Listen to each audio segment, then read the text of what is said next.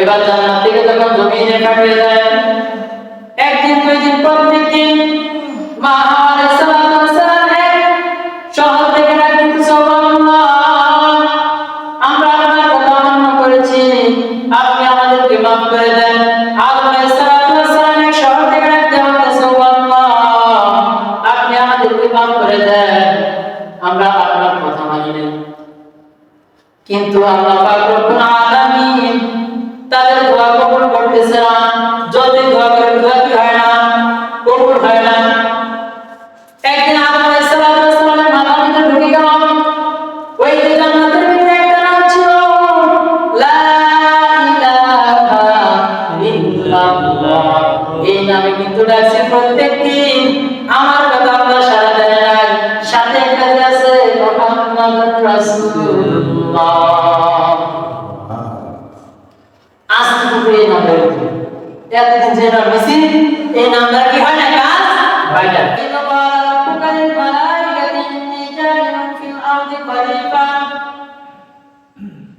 আল্লাহ পাক রব্বুল আলামিন সমস্ত ফেরেশতাদেরকে ডাকতে বললেন, ও ফেরেশতারা, আমি জমিনের ভিতরে একজন প্রতিনিধি পাঠাইতে চাই। সমস্ত ফেরেশতারা বলেন, আল্লাহ এই কাজ ভুলে করেন না। বলে কেন?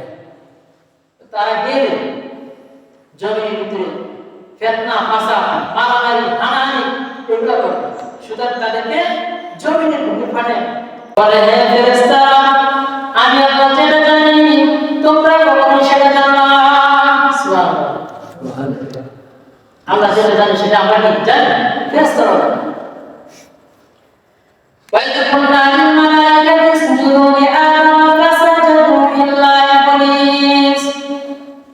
আল্লাহ পাক রব্বুল আলামিন কোন ফেরেশতার কথা শুনলেন না। হযরত আদম আলাইহিস সালামকে কাদা মাটি থেকে সৃষ্টি করলেন। সৃষ্টি করার পরে বলতেছেন, ওয়া ইয কুলনা লিল মালাইকাতি ইসজুদু, হে ফেরেশতারা, আমি যে মাটি আদমকে সৃষ্টি করলাম, তোমরা সকল ফেরেশতারা আদমকে সিজদা করো। সুবহানাল্লাহ। আর রাসূলুল্লাহ সম্মান বাড়াইছেন। ফাসাজাদু ইল্লা ইবলিস, সমস্ত ফেরেশতারা আদমকে সিজদা করলো। ফাসাজাদু ইল্লা ইবলিস, কে? ইবলিস। কে? ইবলিস। কি করে সিজদা করে নাই।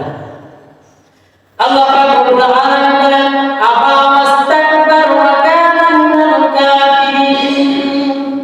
তখন আমি ইবলিসের বলছিলাম, তুমি আমার অন্তর্ভুক্ত নয়, তুমি আমার ফেরেশতাদের অন্তর্ভুক্ত নয়, তুমি সেই কাফিরদের অন্তর্ভুক্ত।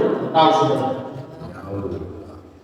কাফিরদের অন্তর্ভুক্ত হয়েছে, এই যে আল্লাহর আদেশ অমান্য করছে। তখন কিন্তু ইবলিস দুইটা জিনিস চাইছে, একটা হচ্ছে, আল্লাহ আপনি আমাকে এমন শক্তি, এমন পাওয়ার দেন যাতে করে আমি প্রত্যেকটা বনি আদমের ভিতরে ভিতরে ঢুকে তাদেরকে ধোঁকা দিতে পারি। আল্লাহ দিলাম, তুই ধোঁকা দিতে থাকবি, আর আমি আল্লাহ তো রহমান, আমি আল্লাহ তো গফফার, আমি আল্লাহ আমার বান্দাদেরকে মাফ করতেই থাকবি। তুই যত ধোঁকা দিবি আমি কি করবো? মাফ করতে থাকবি। আমার বান্দা যদি মৃত্যুর সঙ্গে সঞ্চিত অবস্থায় হয়, তখন যদি বলে না ইলাহা ইল্লাল্লাহ মুহাম্মাদুর রাসূলুল্লাহ, একবার যদি এই কারণে মৃত্যুর সজ্জায় বলে, সারা জীবন সে পাহাড় পরিমাণ গুনাহ করে, আমি আল্লাহ ওই মুহূর্তে তাকে মাফ করে দেব। সুবহানাল্লাহ। এই বিষয়টা আমাদের কাফিরদের অন্তর্ভুক্ত করছে, কিন্তু আদমকে আমি থাকতে দিব না। আদম জান্নাতের ভিতরে এত সুখ শান্তিতে থাকবে, আর আমি মাটিতে জমিতে থাকবো, এটা কখনোই সম্ভব না।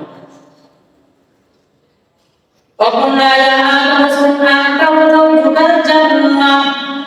আল্লাহ পাক রব্বুল আলামিন আদম আলাইহিস সালামকে সৃষ্টি করার পরে মা হাওয়াকে তার থেকে সৃষ্টি করলেন।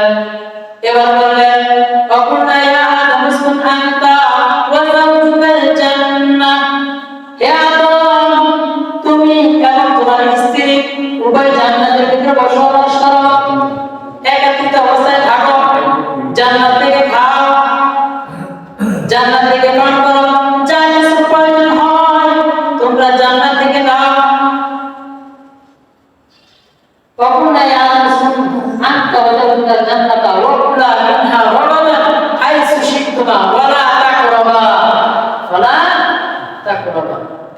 আল্লাহ কয় সব কিছু খাও, এই যে গাছটা দেখো না, এই তাকড়া বা এই যে তোমার নিকটবর্তী একটা গাছ আছে, এই গাছটা দিলে ভুলেও যাবে, ফল তো খেলা দূরের কথা, ভুলেও তাকে শয়তান তোকে খাইছে। আল্লাহ বলে দিছে তুমি যদি এটা খাও তাহলে তুমি আর জান্নাতে থাকতে পারবে, জমি তোমার কাটতে হবে। একদিন দুই দিন তিন দিন আদমকে যত শয়তান বুঝায়, আদম বুঝে না। একদিন মা হাওয়াকে ডাকতে বলতেছে, ও মা হাওয়া, তুমি কি জানো আল্লাহ পাক রব্বুল আলামিন এই গাছ থেকে ফল খাওয়ার জন্য কেন নিষেধ করেছেন? মা হাওয়া বলে, না, বলে তোমার একটু সুন্দরভাবে আমি বুঝে দেই, এই গাছের ফল যদি তোমরা একবার খাও তাহলে আর কখনোই তোমাকে আদমকে কখনোই জান্নাত থেকে বিতাড়িত করবে না। সুন্দর করে বুঝে দিচ্ছি আরে মা কাকে মা। এখন তো মহিলা মানুষ যা বুঝতেছে সুন্দর করে মিষ্টি আসতে বুঝতে দিছে। এবার হাওয়া আলাইহিস সালাম বুঝে গেছে।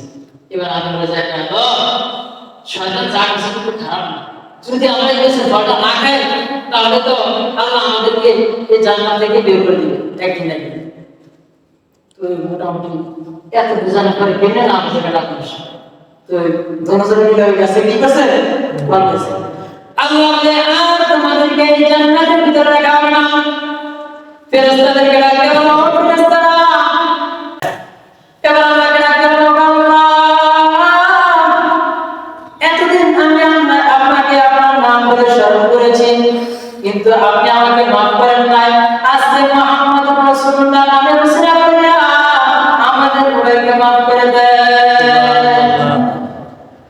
আল্লাহ বলে, আদম এমন নাম নিবি যে নামটা যদি একবার ক্ষমা চাস তাহলে আমি না মাফ না করে দেব। সঙ্গে সঙ্গে আল্লাহ পাক রব্বুল আলামিন আদম আলাইহিস সালামকে মা হাওয়া কোন নামে ছিলেন? মুহাম্মদ। কোন নাম?